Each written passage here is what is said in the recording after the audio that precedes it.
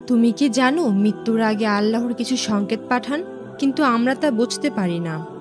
মৃত্যু এমন এক সত্য যা থেকে কেউ পালাতে পারে না, কিন্তু আল্লাহ তার দয়ায় মৃত্যুর আগে কিছু সংকেত পাঠান যাতে মানুষ তওবার সুযোগ পায়। ইসলামিক আলিমরা বলেছেন, মৃত্যুর 7 দিন আগে আল্লাহ 3টি বিশেষ লক্ষণ দেন। হঠাৎ মৃত্যুর কথা বেশি মনে পড়া, তুমি হঠাৎ ভাবতে শুরু করবে, আমার যদি মৃত্যু এখনই আসে। এটাই আল্লাহর ইশারা যেন তুমি ফিরে আসো তার দিকে। দুনিয়ার প্রতি আগ্রহ কমে যাওয়া, যে জিনিসে আগে আনন্দ পেতে তা হঠাৎ নিরর্থক মনে হবে।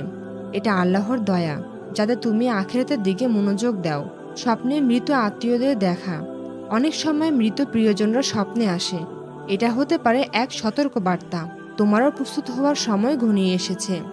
এই ইশারাগুলো আল্লাহর দয়া, শাস্তি নয়। তাই আজই শুরু করা তওবা, বেশি বেশি ইস্তেগফার, আর প্রতিদিনের নামাজ কখনো মিস করো না।